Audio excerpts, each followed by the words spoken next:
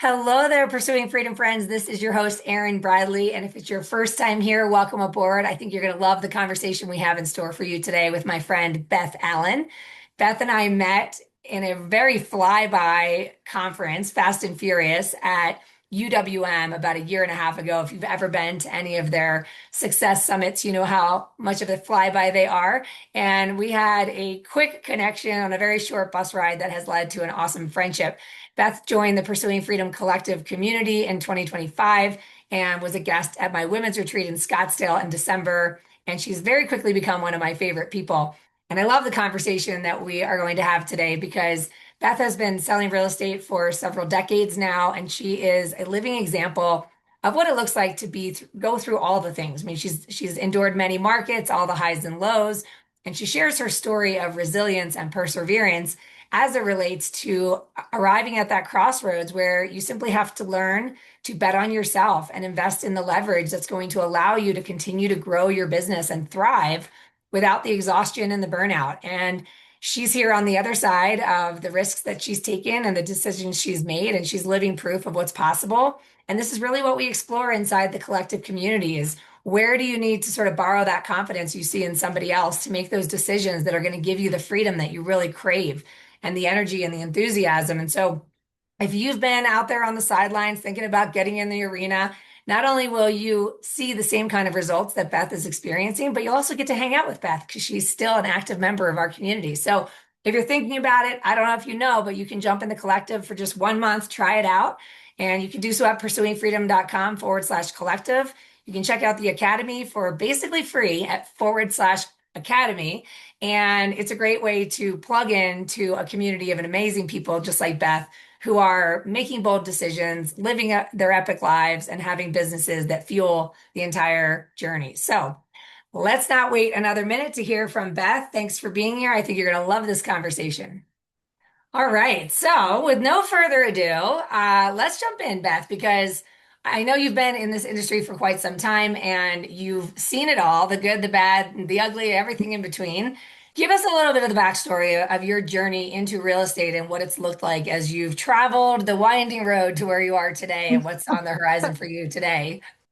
Well, first, I just want to say thank you so much for having me because I listen to your podcast. This is crazy. But anyway, so thank you for that. I call myself the reluctant realtor because I was asked, I'm sure no less than 3 times, was I interested in real estate and wouldn't I like to get my license? Because I think you'd be great by our realtor. And I was like, absolutely not. I am not dealing with that much of other people's money. That sounds terrible and terrifying. And so I just kept saying no. But then we moved to a new town and our kids were 7 and 5. And I just was trying to make a little bit of money to help the family. Like, I wasn't trying to have a big career or anything. I just was like, please let us be able to put food on the table and still pay our house that hadn't sold in Vancouver yet. And we were paying for an apartment and we were having a house built. There was nothing that paid anything. And so I ended up as a very well-known realtor in the area's assistant. That's how I started. And the only reason I got licensed is because she really wanted me to get licensed. I was like, oh, okay.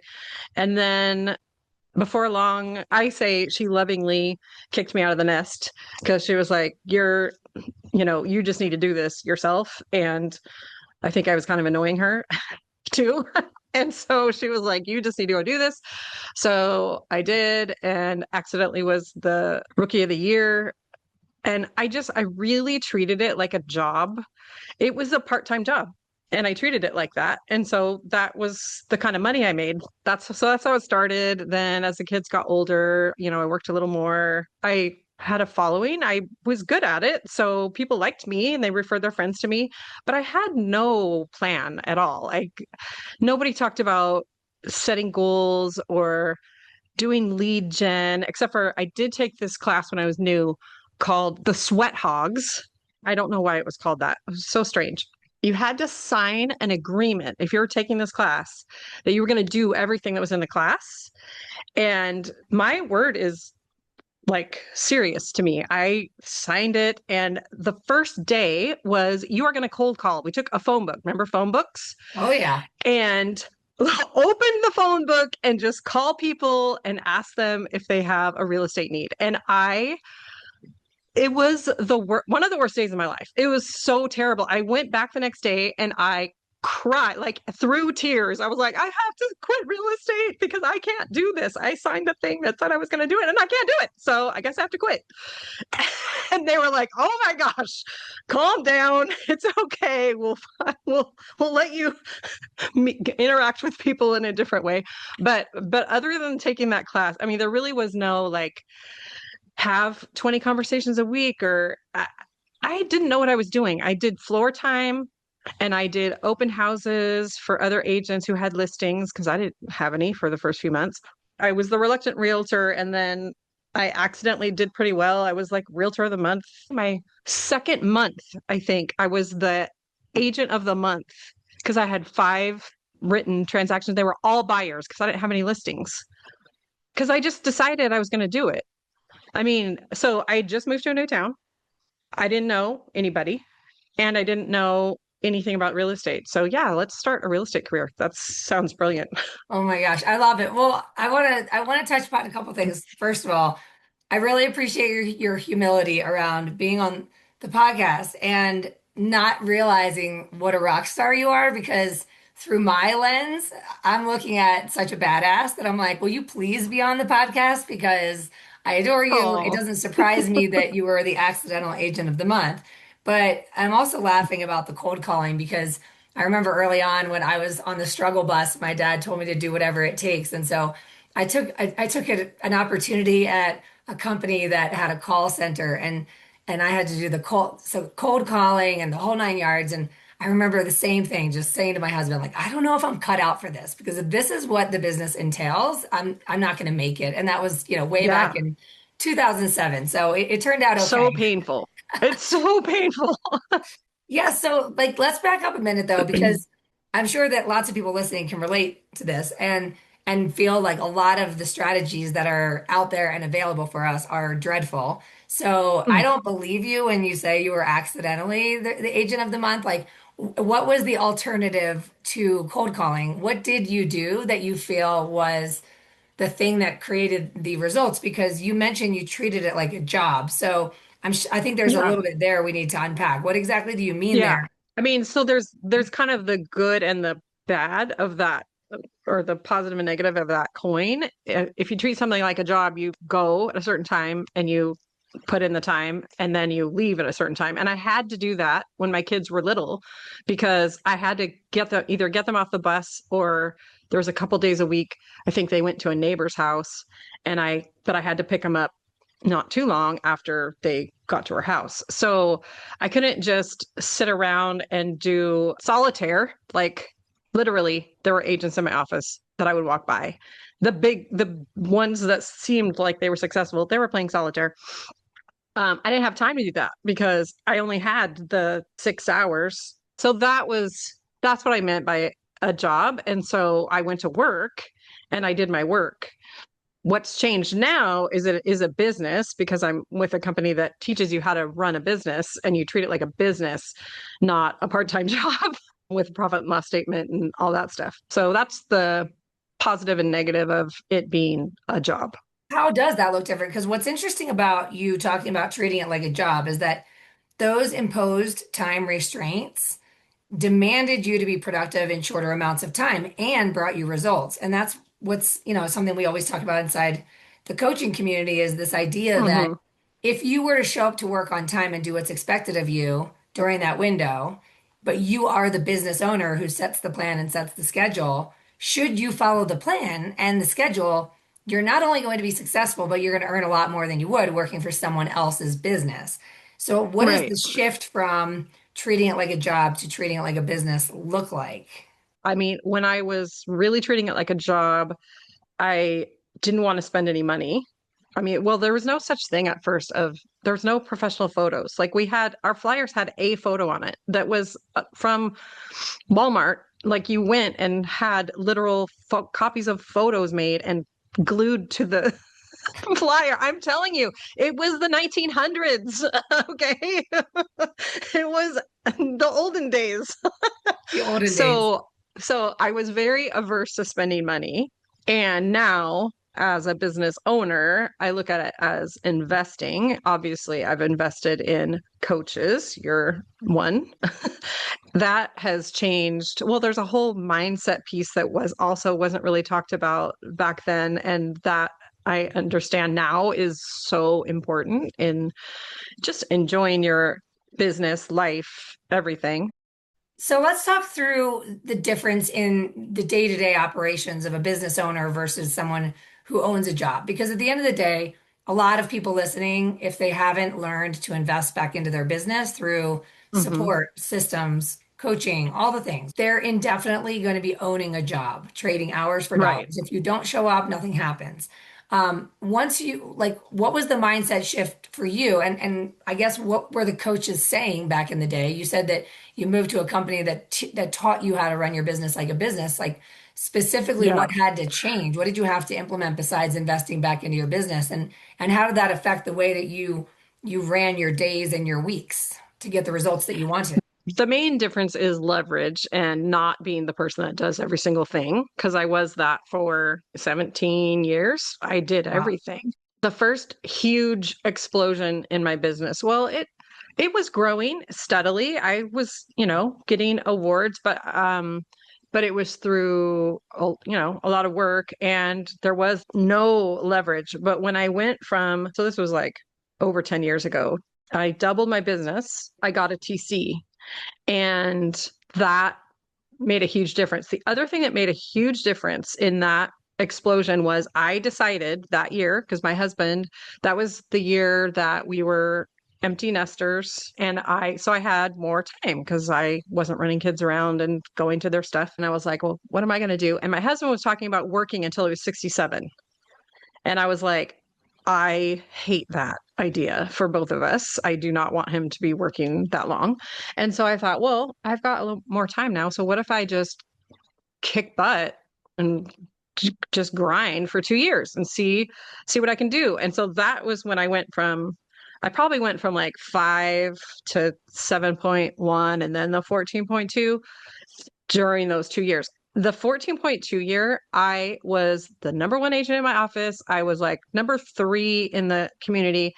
And people were coming by my office going, oh my gosh, you're just doing so amazing. This is so crazy. Good. Congratulations. You're great. And I'm like, oh my gosh, thank you so much. And I would shut the door and I would cry because I was losing my mind. I was making up clients in the middle of the night when I would wake up and be like, oh my gosh, I didn't email them, da da da. And then I'd on my way back from the bathroom going, that's not even a real person. What is happening? Like, my husband was super worried about me. He was going, are you going to have a stroke? Like, I am so worried about you. I'd be sitting on the couch with my laptop writing my third offer of the day, and he's like, it's 10:30. Are you going to stop working pretty soon? And I was like, I just got to write this other offer. Like, it was so unhealthy, but I also loved the attention, and I loved doing a kick-ass job for my clients. I love recognition. I feel like I should be embarrassed to say that, but I do. I like being recognized for my hard work, and I loved being thanked. Like, oh my gosh, yeah, we never would have got this house if it weren't for your negotiating and da da da. I loved helping people, and so I was like, how do I do this? So that was 56 and a half transactions that year by myself, but I had a TC, but no other agents. And then the next year I did 53 and a half transactions, and I referred out like 10 pieces of business, just like I have no capacity. And I also, somewhere, I don't remember which year it was, but one year I got to fall. My husband's a teacher. He went back to work, and I was like, I didn't even have like an afternoon at a lake or anything. I just worked the whole entire summer. I was like, okay, I'm probably going to get some award again, but who cares if and the money's great. Like, oh my gosh, I don't have any money. And then the total burnout of I have all this money, but no time to spend it because all I do is work. That's kind of what happened. And then I was like, okay, I need leverage. I need more leverage than just a TC. And the company that I was with did not support that. That's probably the simplest way to put it. And was like, it's going to be so hard to find somebody, and then you're going to have to train them. And how are you going to do that? And I was like, oh, yeah, I don't have time to do that. I don't know how to do that. Okay. I guess I just refer out more business. So then the next year I did like 43 and a half transactions or something like that. And I just kind of kept winding down. And then I went to a different company that is really good at teams, and they have there's 100 different people you could talk to if you want to be a solopreneur that's very leveraged, or if you want to have a small team, or you want to have a mega team, or you want to have franchise. Like, there's all kinds of people you can talk to that have already done it, and you can do it any number of different ways. I was saying I want to build a team, but what I know now, what I really was looking for is leverage, and to get to do the things that I love, like negotiating and connecting people and problem solving that I'm really good at, and not having to do the marketing, the figuring out, sending out birthday cards, and all just finding a stamp and doing the address makes me not want to do it. Like, I can't. No, I do not. Do I have to go to the post office? I'm out. I'm the same way. And we don't even have mailboxes in this little town. So we have to go to the post office just to get our mail. And it's like, I mean, are my bills paid? I don't know because I haven't been to the post office. So having somebody help create the systems, do the things like that, has taken me to a different level. It's just a different lifestyle where I just enjoy what I'm doing and enjoy the people I'm doing it with. And it's just not the frenetic, like, oh my gosh, I have to do everything and I can't sleep and all that stuff. So, Yeah, I mean, it's interesting. First of all, I love the honesty because when you talk about how people were coming into your office and giving you all this accolades, and then you close the door and cry. And we talk about that inside the collective where we look at top producers or we look at honestly, anybody, and we make up a story that it must be mhm. easier for them or that they have something figured out that we don't have figured out. And the truth is, we have no idea what's going on behind closed doors. I've seen it, I've experienced it myself. And the irony of you talking about, you had that summer where you realized you were working all summer long. And then you started saying that these next couple years you started winding it down. I had the same exact experience, probably around the same time. It was like massive burnout, more money than I Mhm. could imagine. And I thought my only choices are I either quit this business because I'm not cut out for it because the other people that are doing more volume than me seem to be just fine, or I can do less, which also isn't really aligned because you end up shrinking and your pipeline dries Yeah. up and that doesn't feel good. I felt like a loser then. I was like, how come I only did 48? Oh, Well, yeah, but then you went for option three, which is the only real option, in my opinion, which is leverage. So you mentioned that you're at a company where there's a ton of different ways to do it. And I love that about this industry because it's interesting. We all became self-employed for a reason. mhm. We wanted to be our own boss. We wanted the flexibility to make decisions, and then we all become slaves to our own success. So how did you work through the process of overcoming your own personal fear around leverage and understanding that it is the pathway to freedom? It's not a heavy path. It's actually the lightest path is to get the leverage once you've gotten evidence that you're actually pretty good at this. That's why you're overwhelmed because you're pretty good at this. So Right. how did you get through that process of the mindset shift? You're at a crossroads. Like, I have to do something. I can't continue like this. And the TC had really made a huge difference. So I thought, okay, I just need, first couple times I hired the wrong assistant. I mean, I think almost everybody does that. Maybe not you. I think you didn't. You Oh hired the no. right Well, person the first time. no, the first one was amazing, and so was the second. Well, and I don't want to say they're not amazing. It's just that this No, industry is the not for fit. everybody. Right. And it was just was the fit and partly schedule and all that. And one of the things that's really a great about where I am now is they have a process. Process is so important to hire the right person. Once I used that process where they take an assessment and shows what their aptitudes are and what roles are going to be really good for them. And I really did the whole entire process, which is a long process. The person I was interviewing was like, I have never gone through anything like this to get hired. Like this is, and it wasn't even for a full-time job. But I was like, I'm going to do it the way they say to do it because I've done it my own way and got the results I got, which I did not enjoy.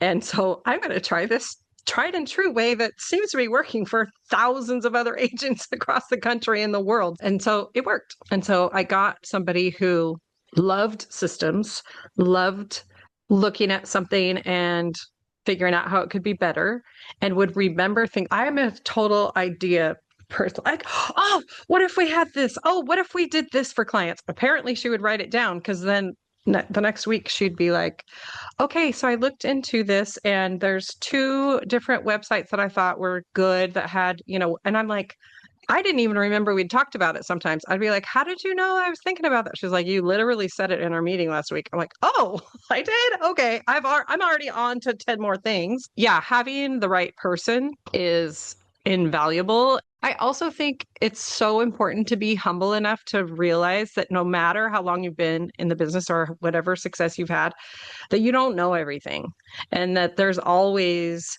a better way or a way you can improve or a tool that you haven't used yet or something that somebody else maybe who's only been in the business a couple years could say, hey, here's this tech thing because I'm not super techy.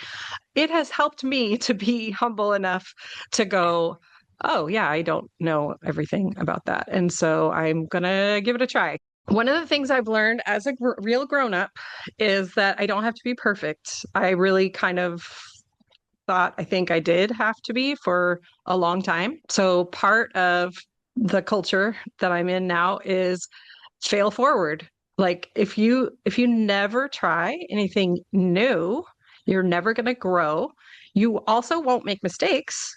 So which do you want? Do you want to never make a mistake and have a safe little boring life, or do you want to like, okay, I really don't know what I'm doing, but I'm just going to jump in and I'm going to try it, and it's okay if it doesn't work because now you found this way doesn't work for you, and that's okay.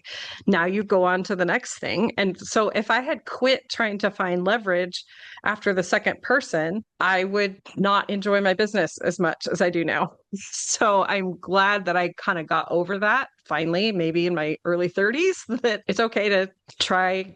I mean, getting into real estate, I'm so proud of that brave girl that did that when she had just moved to a new town. Like she is kind of a rock star. Like she's a badass to just jump in and be like, okay, I'm gonna do it and figure it out. Well, so are you. And that's the thing is that you're speaking through the lens of your personal experience where what you may not realize is there's someone listening who is still sitting on the outside of the arena, knowing that they've been experiencing either the famine, the fear, the scarcity, or the abundance coupled with the burnout, and they know that this isn't sustainable, but they're still scared.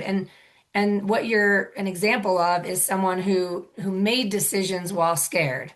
And now you get to Mm-hmm. speak to the other side of it. So what were some of the positives that came out of pulling the trigger and putting that leverage into your business and finding that rock star? I mean, even having the persistence to keep going after some failed attempts, like that's a huge deal. And it's one of the things that scares people out of even trying is well, I tried that and it didn't Totally. work. So that's it. Chapter Right. closed, book is closed. Like I'm just going to go back to Yeah. playing small. So you're an example of someone who had the persistence, the willingness, and the perseverance to keep on going and tinkering and trial and error and failing forward. And so like what you may not see in you what I see in you, but I see someone who is on the other side of where a lot of people are still in resistance.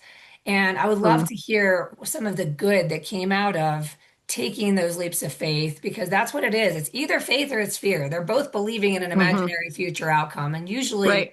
we wait until we're desperate to make the decision. So Yeah. you got to the other side, like what improved in your business and therefore your life as a result of making those decisions that felt risky at the time?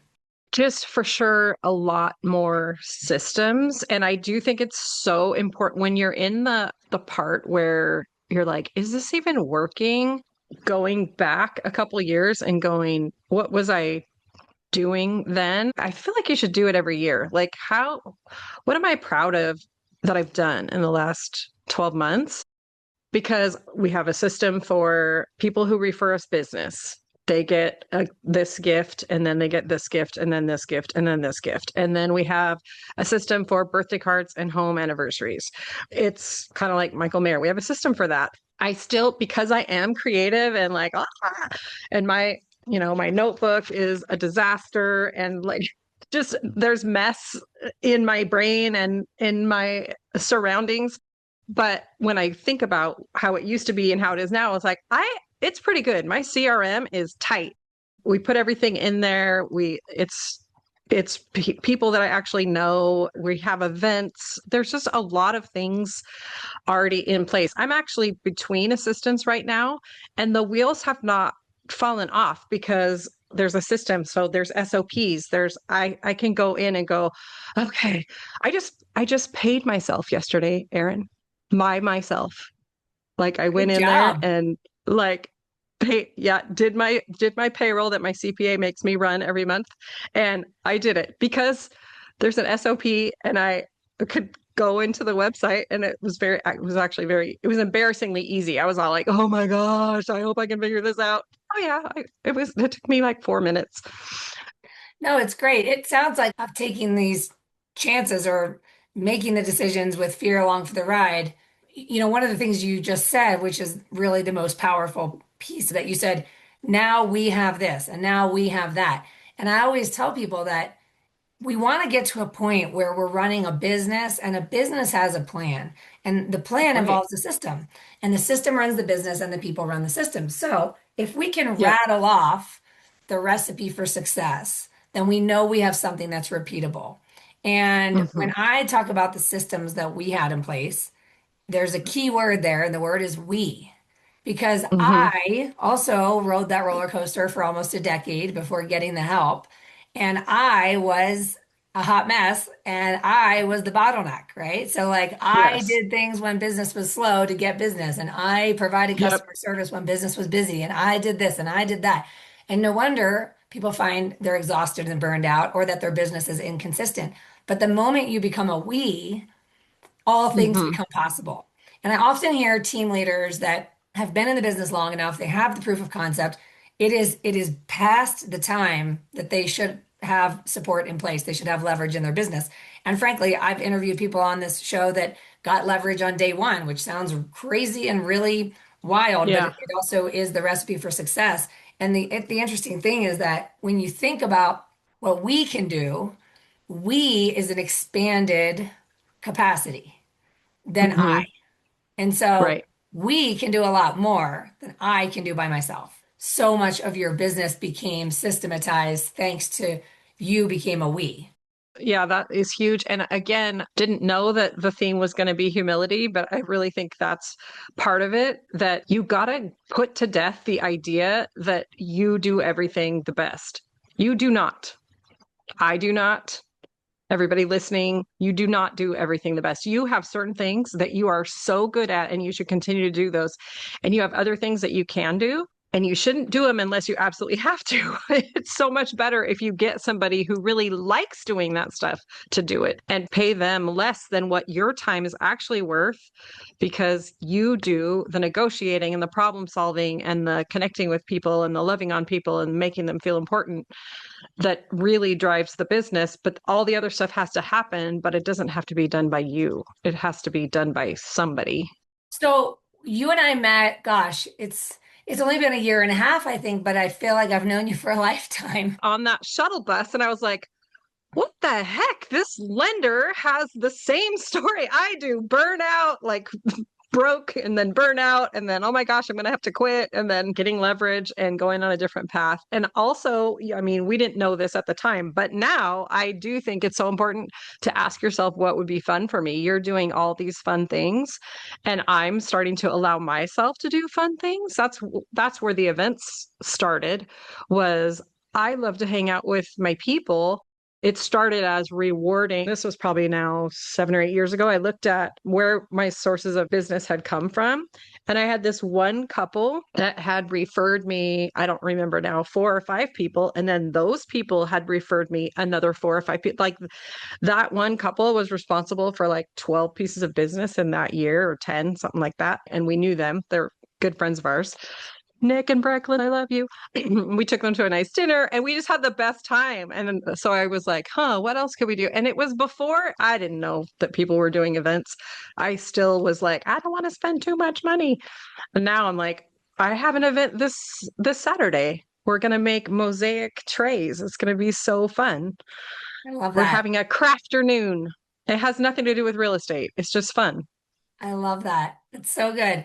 So yeah, what's shifted for you in recent years and where you're going from here? I mean, you're focusing on the more fun I have, the more money I make. I love that. What else is noodling around in your brain as you move into the next season of Beth Allen, the real estate pro? I've been thinking about how can I leverage even more and be less involved in some of the day-to-day activities because we're going to be traveling a little more soon. And I have two adorable grandbabies. I would love to maybe even travel with them or just be able to even spend more time with them, be able to travel and see my son and his wife. And so I'm just looking at ways to still have the client experience be amazing for my clients and for me to be less involved in the super niche details. So again, humility, like just because I've done it this way up until it has been different seasons for sure, part-time job and then more full-time and then actually a business now, maybe stepping back from some of the day-to-day stuff and being humble enough to be like, I don't know everything, so I need to read more books and I need to talk to more people and see how other people are doing it. And then you get connected with more people. All right. Well, I can help you with that because you know what? Sometimes we hear the words step back and it sounds like it's not going to get done or it's not going to get done as well. Mm, And what I like to say is graduate from, right? Because in all hmm. industries outside of real estate, we take promotions. And when we do that, when we take that promotion, they usually replace us with someone who's ready for the level we're leaving behind. And we graduate from Right, those responsibilities and we right, give someone else the opportunity to experience what we used to experience as we start right, to take on new opportunities and responsibilities. And right. so it's just like leveling up to the C-suite in a Yep. corporation. And, oftentimes the real estate agent or the mortgage lender, they are the C-suite and they're the admin and the Yeah. operations and the Right. marketing and the accounting and everything else. It's like, no Yeah. wonder we're exhausted. So the other thing that has changed is I do have another agent who's on my team, Rebecca, and she's amazing. And again, humility. You have to be willing for the client to fall in love with the other person and not have to be the one that gets the, oh my gosh, thank you so much for getting us into this house. And so I feel like I've been pretty successful at it. They absolutely love her. That has been fun to watch and see her success and her kind of blooming and doing things in a Rebecca way that in some ways is better than how I do it. And it's like, okay, well, that's good. That's what we want, right? 100%. I love it all. I love your humility, but also your relatability because everyone listening can see themselves in this conversation and in your experience because we've all been there, or maybe there's people that are needed to hear this from you because they're, like I said, they're sitting on the edge of the arena, and it's like sometimes you got to get in the arena, you got to get banged up a little bit, and you got to have the Yeah. battle wounds and the scars to share, but it makes it for a much more fun game of life, right? Yeah. And related to the arena, because I'm recognizing that as Brene Brown, another thing that I preach from the rooftops is just authenticity. When you're looking around and you're new and you're like, okay, what am I supposed to do? And you kind of act like those people, and that's okay to a certain point. But at some point, if you're really going to love your life and love your business, you have to be you, because that is what is unique to you, and that's why people want to work with you, is because of who you are. So if you cover that up or change or put on a different mask or whatever, you're not attracting the right people. You have to be the crazy run in the forest, wine loving, coffee loving, sourdough lady if you want to attract the people that are going to be attracted to that. You know what I mean? Like, I love your earrings always, and your style attracts the people to you. You know what I mean? So I try to always insert that when I'm, especially when I'm talking to newer agents, like, don't be like me, be like you, and learn the business and stuff, but do the things, get involved in your community, doing the things that you love, and attract the people that are interested in that too, and interested in hanging out with you. Okay, well, Beth, thank you so much for sharing your time and your heart. And if folks want to find you or follow you or get in touch with you, where are the best ways to Mhm. do so? I'm on, my team name is Sound Home Connections because I'm in the Puget Sound area and I love connecting people and I sell homes. Sound Home Connections on Instagram and Facebook is my business. And then I'm BA, my initials, Real Running Realtor, on my personal side, if you want to see my adventures with my grandkids and running through the forest and all that stuff. I love it. Well, thank you so much, Beth. I love you. And to all my listeners out there, thanks for tuning in today. At the end of every episode, I always ask you, stop before you go, stop and leave that 5-star review wherever you're consuming this. It really does help the show continue to get found by people who are looking for a journey towards building a life you don't need a vacation from. And it helps us continue to attract amazing guests like Beth. So, as always, I love you. Connect with me on Instagram, shoot me an email. Let's meet in real life. Jump into the collective where you can hang out with Beth personally. Yes. The energy is so good. And if you're struggling with something, probably somebody else is. It is a bunch of people who are like, hey, I've had success with this, and willing to share resources, and so much encouragement when people are having a hard time, because we all do at different times. And there's just so much love and camaraderie and collaboration and that happens, and you foster that. And so I thank you for that. Yeah, love it. So good. All right, everybody, enjoy the rest of your day. I love you so much. I'll see you next time. And thanks again to Beth for being here today. You're all amazing. And here's to our best year yet ahead.